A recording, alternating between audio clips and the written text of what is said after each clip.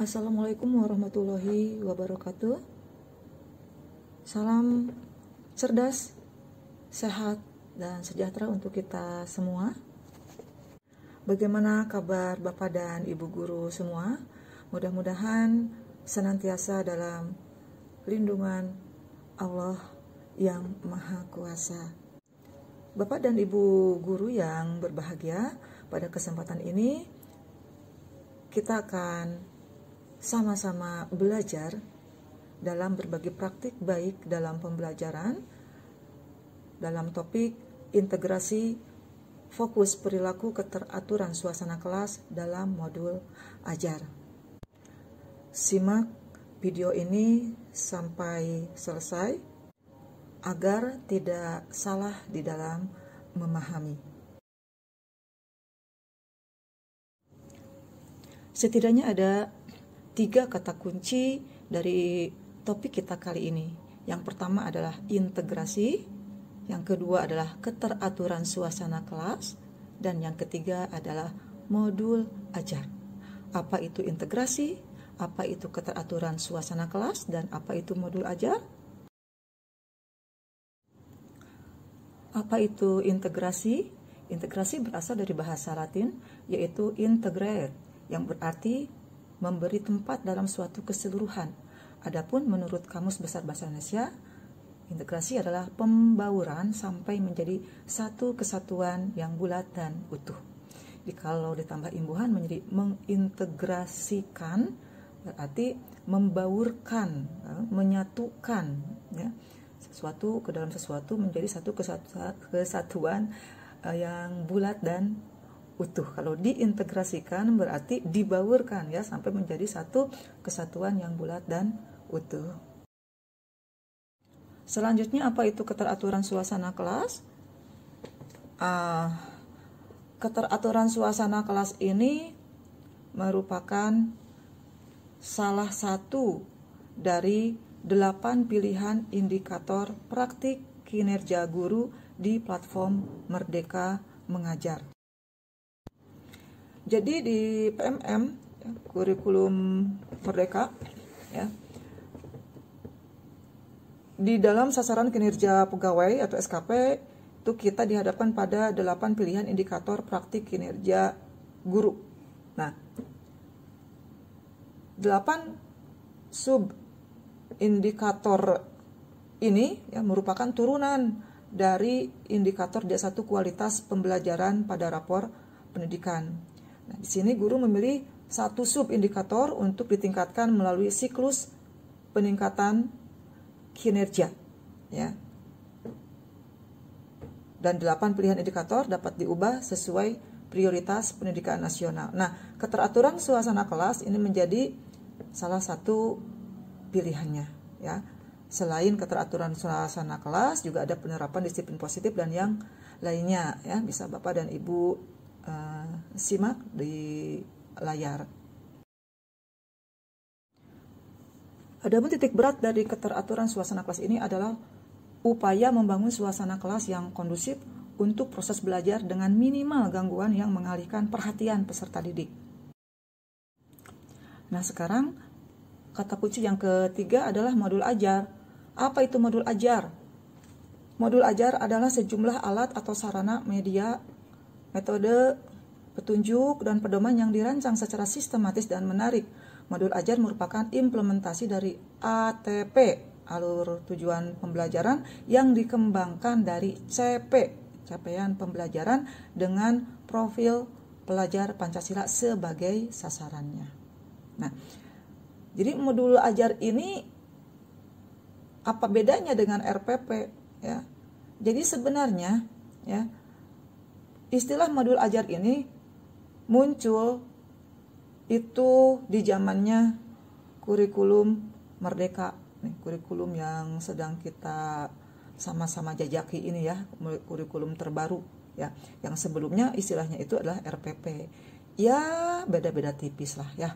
Hanya perbedaan nama saja, tapi setidaknya ada sedikit perbedaannya itu bahwa di modul ajar itu ada RPP, ya sama lah, ya 11-12 gitu. Modul ajar dengan RPP itu hanya mungkin di modul ajar itu lebih lengkap. Sementara Apa itu RPP? Ya, RPP atau rencana pelaksanaan pembelajaran, ya, ini yang sudah familiar banget gitu kan di dalam kehidupan kita sebagai guru, ya, adalah dokumen yang disusun oleh guru. Sekali lagi, dokumen yang disusun oleh guru sebagai panduan dalam merencanakan kegiatan pembelajaran di kelas. Ya, jadi RPP itu disusun oleh guru yang akan mengajar di kelas. Nah, pertanyaannya sekarang adalah bagaimana cara mengintegrasikan fokus perilaku keteraturan suasana kelas ke dalam RPP atau ke dalam modul ajar itu. Nah, inilah penampakan dari rubrik observasi praktik kinerja di PMM, di platform Merdeka Mengajar, ya, untuk indikator keteraturan suasana kelas. Di situ sudah disebutkan bahwa titik berat dari keteraturan suasana kelas itu adalah upaya membangun suasana kelas yang kondusif untuk proses belajar dengan minimal gangguan yang mengalihkan perhatian peserta didik. Ya, ada 3 target di sini, target 1, 2, dan 3. Ini dipilih ya, fokusnya mau yang mana, atau mau memilih satu saja boleh ya. Berarti nanti hanya satu yang diselesaikan. Demikian juga kalau memilih 1, 2, boleh juga 1, 2, dan 3. Nah, kebetulan untuk saya pada kesempatan ini saya memilih ke 3-tiganya ya. Ya, lebih jelas di sini kita lihat ya, target perilaku keteraturan suasana kelas ada 3. Yang pertama, guru melakukan komunikasi positif untuk membangun suasana kelas yang kondusif. Guru melakukan strategi pengelompokan untuk mengaktifkan keterlibatan peserta didik. Dan yang ketiga adalah guru membuat dan mengingatkan aturan atau kesepakatan kelas untuk membangun suasana kelas yang kondusif ya. Jadi ketiga target ini boleh dipilih ya, salah satu atau ketiga-tiganya ya. Nah, sekarang bagaimana kita mengintegrasikan fokus perilaku keteraturan suasana kelas ini ke dalam modul ajar yang kita susun ya. Kita coba satu persatu Bapak dan Ibu ya. Yang pertama, fokus perilaku yang pertama yaitu guru melakukan komunikasi positif untuk membangun suasana kelas yang kondusif. Nah, di sini ya, ada 3 target yang dianjurkan atau yang mungkin yang harus kita sisipkan di RPP kita sebagai perencanaan kita atau sebagai rencana kita untuk melaksanakan pembelajaran di kelas tuh ya. Itu yang pertama, guru memanggil murid dengan menyebut namanya ya. Kemudian guru menyampaikan harapan positif terhadap kelas, dan guru melakukan aktivitas yang mencairkan suasana kelas ya. Dan di sini mohon dihindari gitu ya untuk memanggil murid dengan sebutan yang merendahkan, menceritakan keluhan atau persoalan sekolah, atau langsung mengajar tanpa mengondisikan suasana kelas. Ya, baiklah Bapak dan Ibu, ya. Sini sudah nampak contoh modul ajar yang saya buat. Khusus ini materinya kebetulan mapel bahasa Indonesia, dan nanti Bapak dan Ibu bisa menyesuaikan ya. Di sini saya tuliskan modul ajar kurikulum merdeka. Saya tuliskan di sini indikatornya keteraturan suasana kelas karena ini khusus ya menjadi RPP yang menjadi bahan observasi kepala sekolah di kelas ya, supaya kelihatan indikatornya ya, indikator keteraturan suasana kelas ya. Sini ada tampak identitas seperti biasa ya. Nah, langsunglah ini kepada kegiatan pembelajaran, langkah-langkah pendahuluan, kegiatan inti dan penutup. Itu saja Bapak dan Ibu yang sering kita lakukan setiap hari di kelas ya. Nah, kita lihat ya bagaimana cara kita mengintegrasikan fokus perilaku yang pertama ya. Guru melakukan komunikasi positif untuk membangun suasana kelas yang kondusif, di mana yang harus ada ya, di dalam indikator ini adalah targetnya itu guru memanggil murid dengan menyebut namanya, guru menyampaikan harapan positif terhadap kelas, dan guru melakukan aktivitas yang mencairkan suasana kelas. Nah, ketiga unsur ini, ya kan, atau ketiga target ini saya sisipkan di pendahuluan, ya. Tuh, ya, di pendahuluan. Bapak dan Ibu bisa melihat di situ ada yang warnanya itu biru dan bold, ya. Itu ketika kita membuka pelajaran, kita mengucapkan salam, langsung setelah itu menyapa peserta didik dengan menyebutkan namanya, menanyakan kabar, meminta peserta didik menggambarkan perasaannya, lanjut berdoa, ya. Seperti itu, ya. Sisipkan di situ supaya nanti pada pelaksanaannya kita tidak lupa, ya. Dan sebetulnya Bapak dan Ibu, hal yang seperti ini tuh bukan hal yang baru. Sejak saya mengajar pada tahun 1995, ya, ini tuh sudah demikian adanya, hanya kadang ini tidak tercantum di dalam RPP, tapi ini merupakan suatu hal yang biasa kita lakukan di kelas, ya, ketika kita membuka pembelajaran, ya. Artinya tidak spesifik dituliskan di dalam RPP, ya. Dan sekarang ketika kita melakukan kita diobservasi oleh kepala sekolah dengan indikator keteraturan suasana kelas ini harus dimunculkan supaya terlihat ada memang di situ, ya, direncanakan memang ada gitu, ya. Silakan mengucapkan salam. Assalamualaikum warahmatullahi wabarakatuh. Bagaimana kabar kalian? Bagaimana perasaan kalian hari ini? Apakah kalian baik-baik saja? Misalnya seperti itu. Nah, kemudian kita menyebut nama mereka, ya, satu persatu dengan random. Misalnya kita lihat, fokuskan pandangan kita ke belakang dulu, pojok kiri belakang. Misalnya di situ ada Robi, misalnya, ya, Robi, bagaimana kabarmu gitu. Mupit, kemudian Dimas, Karel, bagaimana kabarmu gitu. Kemudian kita lihat juga ke pojok sebelah kanan, kita sapa juga mereka dengan menyebutkan namanya. Misalnya ada Marsha, Risma, Safa, Nazira, bagaimana kabarmu hari ini. Terus yang ke bagian depan kiri, depan kanan, ada bagian tengah. Pokoknya semua kita sapa, sekilas saja kita sebutkan namanya satu persatu. Nah, setelah itu lanjut berdoa. Setelah berdoa, baru kita mengecek kehadiran peserta didik, ya. Dengan cepat aja siapa yang tidak masuk hari ini, tanya kepada sekretaris atau ketua kelas, dan kita tuliskan di jurnal. Kemudian kita menyampaikan tujuan pembelajaran, dan nah, kita sisipkan di sini harapan positif kepada kelas. Jadi ketika kita menyampaikan tujuan pembelajaran, otomatis biasanya kan kita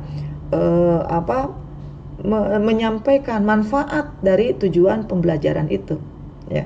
Misalnya di sini saya menyampaikan tujuan pembelajarannya itu tadi bahwa peserta didik dapat memprediksi informasi sebelum dan setelah membaca, begitu, ya. Manfaatnya apa? Manfaatnya ketika nanti kita mendapatkan dalam kehidupan sehari, ya, kita mendapatkan informasi. Nah, kita kan tidak langsung menerima informasi itu begitu saja, ya, tapi kita memprediksi dulu dengan pengalaman kita, ya kan, dengan pengetahuan kita, memprediksi apakah berita itu benar atau hoak atau palsu. Nah, seperti itu. Nah, kalau kita salah memprediksi, ya, dan kita tidak mencari kebenaran dari informasi tersebut, maka kita akan dikatakan korban informasi. Kita akan termakan oleh informasi yang salah tersebut, sehingga tindakan kita pun jadi salah gitu, ya. Nah, seperti itu kita sampaikan harapan positif dari tujuan pembelajaran. Nah, nanti Bapak dan Ibu di mapel yang lain itu bisa menyesuaikan, ya, terserah. Nah, kemudian selanjutnya mencairkan suasana, itu kita buat ice breaking. Ice breaking ini Bapak dan Ibu banyak sekali di YouTube, ya. Wah, banyak sekali lah, ya. Jadi kita bisa adopsi, ya, langsung apa adanya seperti itu kita tiru saja, atau kita ATM, kita modif sedikit ya, atau memang kita ciptakan sendiri ya. Anak itu seneng kalau kita membuat ice breaking gitu kan, yang mencairkan suasana. Itu anak tuh senang sekali, membuat suasana tuh menjadi betul-betul hangat, nggak beku gitu ya. Ini saya tepuk bisa ini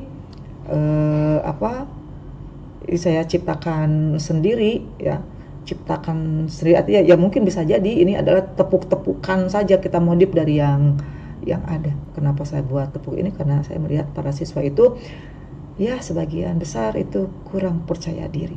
Disuruh ke depan juga begitu berat kalau disuruh ke depan itu. Maka ya dikit-dikit lah dicairkan dengan tepuk bisa kayak begitu ya. Nah, demikian Bapak dan Ibu ya. Selanjutnya persepsi dengan mengaitkan materi pembelajaran dengan materi sebelumnya dan atau dengan pengalaman peserta didik jika materi tersebut materi yang baru ya. Nah, jadi itu tadi fokus perilaku yang pertama ya, saya sisipkan semuanya di pendahuluan. Nah, demikian Bapak dan Ibu ya. Jadi ketika nanti kita betul-betul melaksanakan komunikasi positif untuk membangun suasana kelas yang kondusif ini di kelas, maka otomatis kita akan terhindar dari hal-hal yang sedemikian ini yang di sebelah kiri ini ya. Kita tidak akan terjerumus ya dengan memanggil murid dengan sebutan yang merendahkan, menceritakan keluhan persoalan sekolah misalnya, atau kita langsung mengajar tanpa mengondisikan suasana kelas ya, langsung saja, tidak langsung ke kelas ya. Anak-anak, Assalamualaikum warahmatullahi wabarakatuh, tugas kalian sudah selesai belum? Langsung kita misalnya menegur, kenapa sih harusnya kalian kan menyelesaikan tugas dengan baik, padahal ibu sudah memperingatkannya berkali-kali, tapi kenapa kalian itu tidak pernah paham, misalnya seperti itu ya. Kemudian sekarang kita lanjutkan materinya, buka halaman 135, di bawah enggak buku paketnya. Jadi kita begitu masuk aja sudah langsung dengan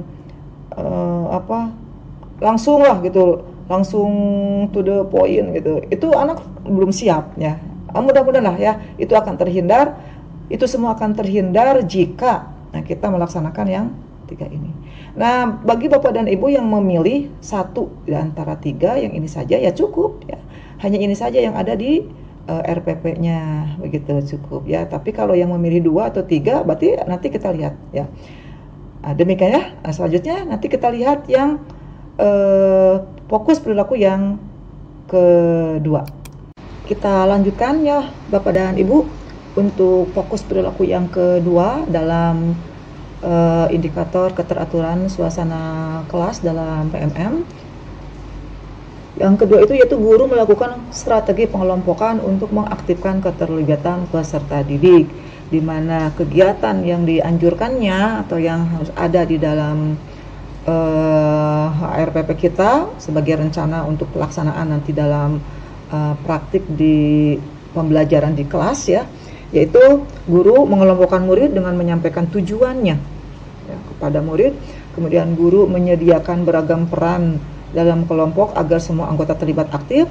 Kemudian guru mengajak murid untuk berinteraksi dan berperan aktif dalam kelompok ya. Nah, bagaimana untuk target ini kita coba ini buka lagi contoh RPP-nya. Nah, sini Bapak dan Ibu bisa melihat ini warna yang coklat tua ya. Saya bedakan nih warnanya. Ini kita sisipkan di kegiatan inti ya. Ya biasanya yang namanya pengelompokan itu pasti di kegiatan inti ya. Nah, di sini kita tuliskan di sini mengorganisasikan peserta didik dalam belajar. Nah, gimana ini teknisnya? Untuk pada RPP ini saya membagi kelompok itu dengan cara yang biasalah, kita membuat NHT ya, number head together, dengan membuat nomor 1 sampai 6. Nanti anak mengambil gulungan nomor 1 sampai 6 itu nanti 1 bergabung dengan 1, 2 gabung 2, seperti itu ya. Seperti biasa, mungkin Bapak dan Ibu sudah biasa melakukannya. Nah, kita cantumkan di sini ya untuk pengorganisasian kelompoknya seperti apa.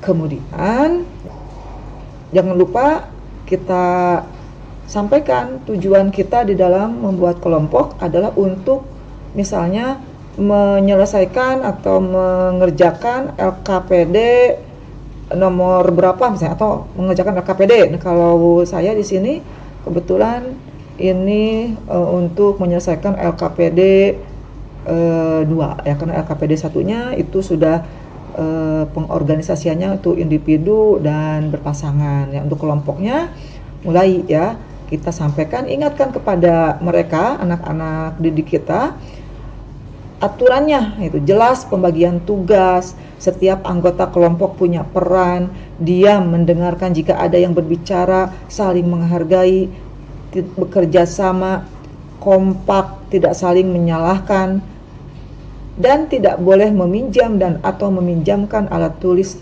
apapun antar kelompok. Nah, ini untuk menjaga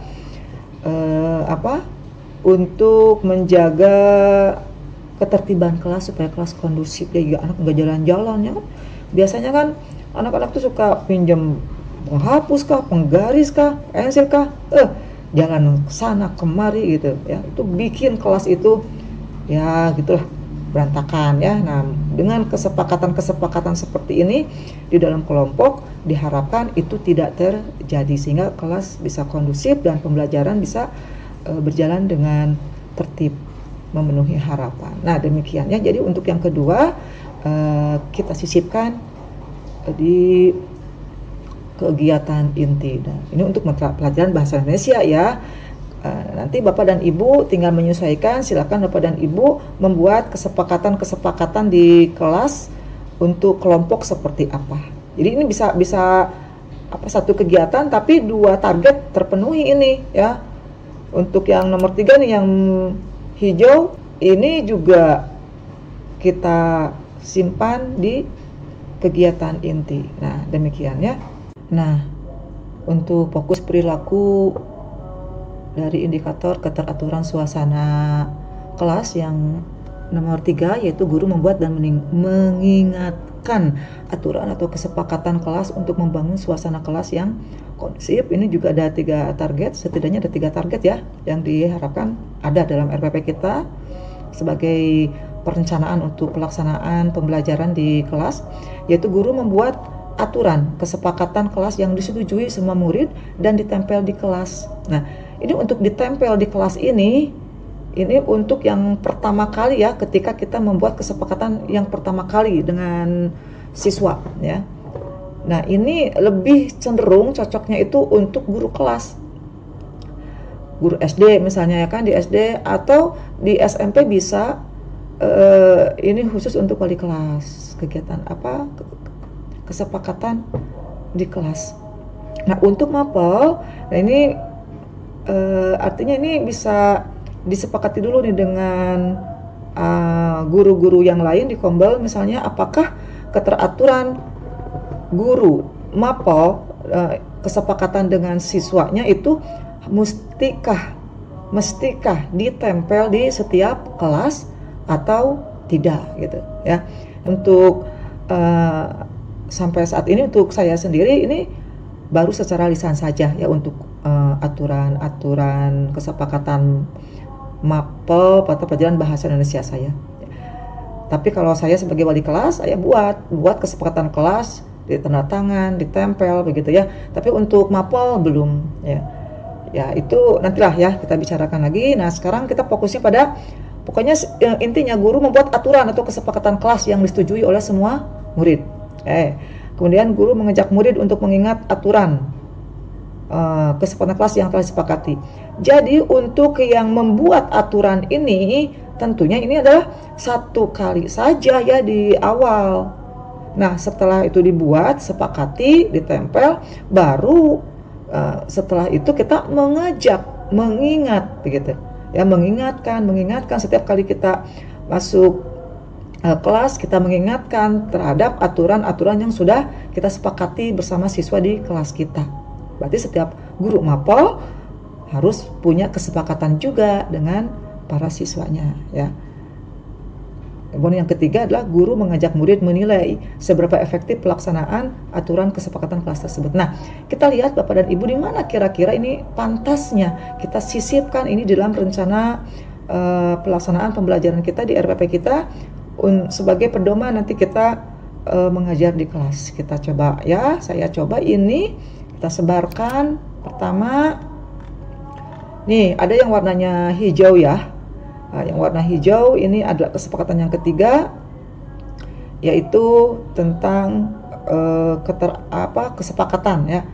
Di kegiatan inti, nih pertama ini saya sisipkan di sini. Guru mengingatkan aturan kesepakatan kelas untuk mapel bahasa Indonesia. Ya, apa kesepakatannya? Nah, kalau saya kesepakatan dengan siswa itu adalah bahwa di atas meja tidak ada apapun selain buku catatan, buku paket bahasa Indonesia, dan alat tulis lengkap. Tidak boleh meminjam dan meminjamkan alat tulis. Nah, itu untuk sementara itu ya, kesepakatannya dengan para siswa. Ini bisa ditambah sama Bapak dan Ibu, disesuaikan dengan mapelnya, dan untuk kesepakatan ini bisa terus diupdate ya jika diperlukan. Ditambah lagi mengenai ketertiban dan sebagainya, silakan saja. Ini hanya contoh saja untuk saya, misalnya ini kesepakatan yang sudah kami buat gitu saya dengan para siswa ya. Di sini saya sisipkan di sini ya, yang warna hijau ini, guru mengingatkan aturan atau kesepakatan kelas untuk mapel bahasa Indonesia tentunya.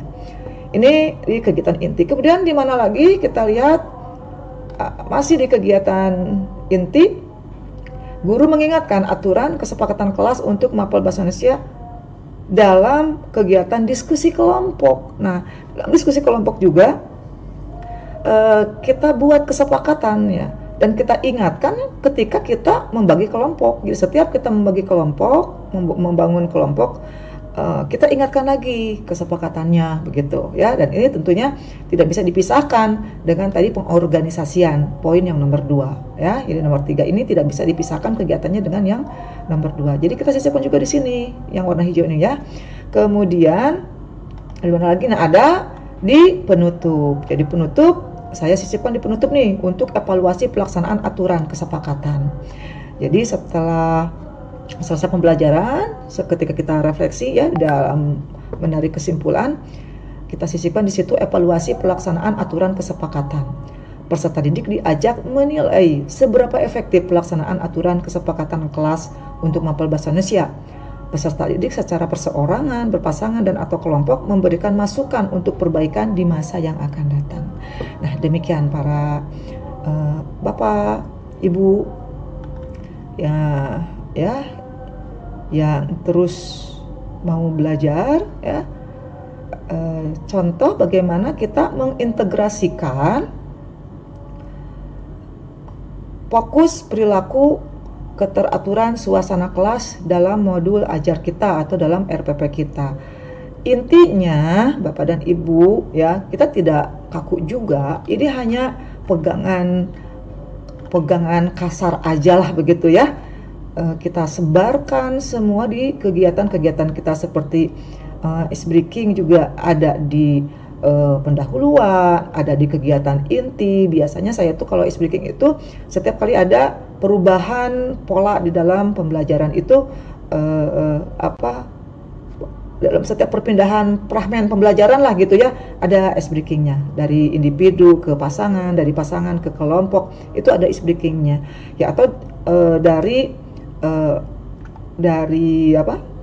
pendahuluan ke kegiatan inti ke kegiatan penutup. Nah, itu ada icebreakingnya ya.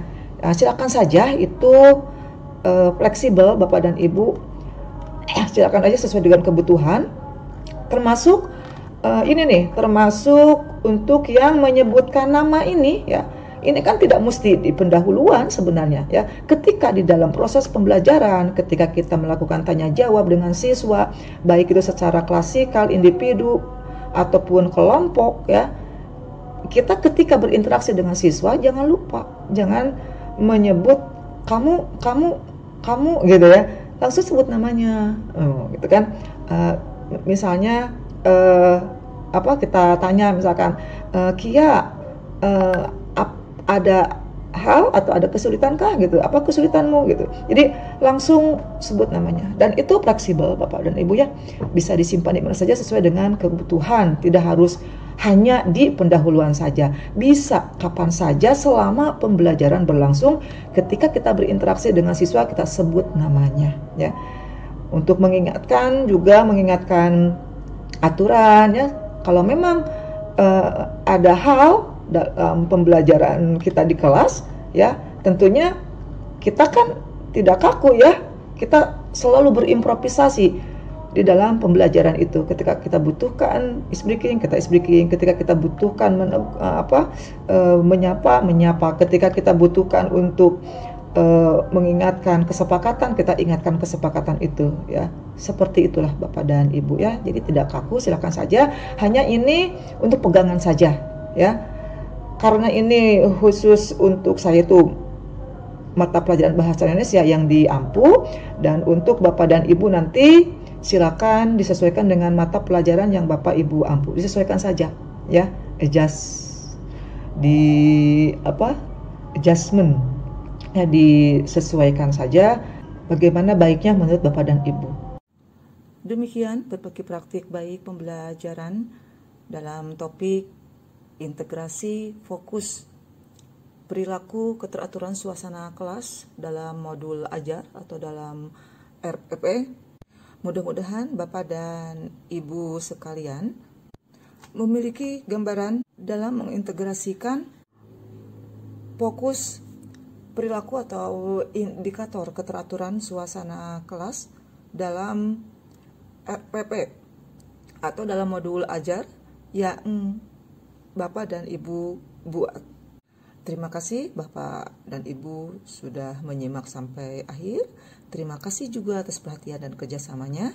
Akhirul kalam, wassalamualaikum warahmatullahi wabarakatuh.